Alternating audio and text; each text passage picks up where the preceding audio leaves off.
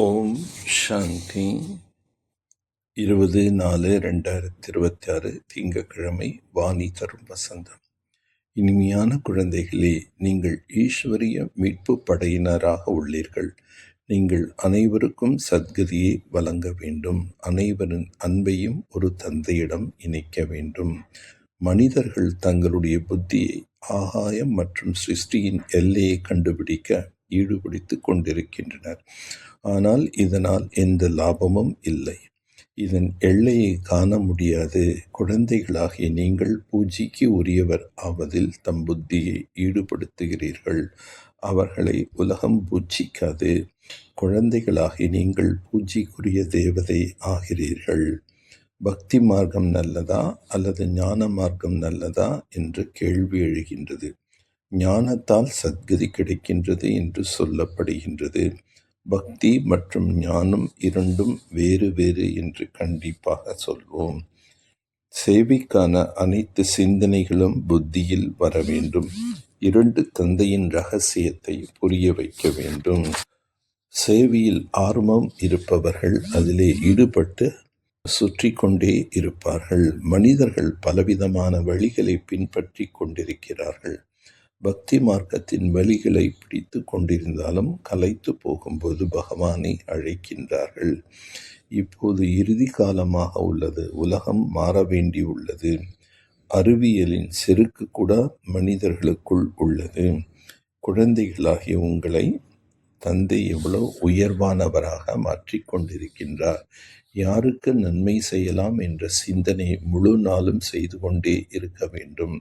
அனைத்து குழந்தைகளுக்கும் தமக்கு நன்மை செய்து கொள்ள வேண்டும்.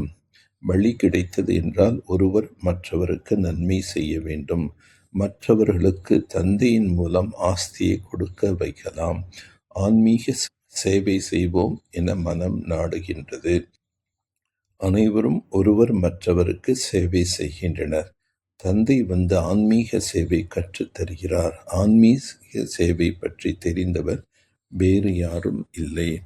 ஆன்மீக தந்தைக்கு தான் ஆத்மாக்களுக்கு சேவை செய்கிறார். ஸ்தூலமான சேவை பிறவி பிறவிகளாக செய்திருக்கிறீர்கள். இப்போது இந்த இறுதி பிறவியில் தந்தை கற்றுத் தந்திருக்கும் ஆன்மீக சேவை செய்ய வேண்டும். நன்மை இதில் தான் உள்ளது. மற்ற எதிலும் எந்த பயனும் இல்லை. செல்வந்தர்கள் வெளித்தெழுவது மிகவும் சிரமமே. அழுக்கை நீக்குவதில் நேரம் பிடிக்கின்றது. இரவு பகலும் யாராவது ஈடுபட்டால் ஒருவேளை நீங்கிவிடும். ஆத்மா தூய்மையடைந்து விட்டால் இந்த சரீரத்தை விட்டுவிடும். மற்ற அனைவரிடமிருந்தும் புத்தியின் ஈடுபாட்டை நீக்கி ஒரு தந்தையிடம் இணைக்க வேண்டும். மற்றும் அனைவரின் அன்பையும் ஒரு தந்தையிடம் ஈடுபடுத்தக்கூடிய சேவை செய்ய வேண்டும். உண்மையிலும் உண்மையான ஆன்மீக சேவாதாரி ஆக வேண்டும். தனக்கு நன்மையும் செய்து கொள்ள வேண்டும் மற்றும் பிறருக்கும் வழிகாட்ட வேண்டும். மிகவும் மகிழ்ச்சி நிறைந்த நிலையை உருவாக்கி கொள்ள வேண்டும். தனது உயர்ந்த விவகாரத்தின் மூலமாக அனைத்து ஆத்மாக்களுக்கும் சுகம் தரும் மகான் ஆத்மா ஆகுக. மகான் ஆத்மாக்களின் செயலால் பிற ஆத்மாக்கள் அனைவரும் சுகமே தானாக பெறுவார்கள். அவர்கள் சுகமே தருவார்கள், பெறுவார்கள். நாள் முழுவதும் மகான் ஆத்மாவாக ஆகிய அனைவருக்கும் சுகம் கொடுத்தேனா, புண்ணிய செயல் செய்தானா என சோதனை செய்க. புண்ணியம் என்பது பிற ஆத்மாவிடமிருந்து ஆசி பெறும் வகையில் அவர்களின் தேவையறிந்து தருவது. ஒவ்வொரு ஆத்மாவிடமிருந்து ஆசி கிடைக்கின்றதா என சோதனை செய்க. எவருக்கும் துக்கம் தரவோ அல்லது பெறவோ இல்லைதானே.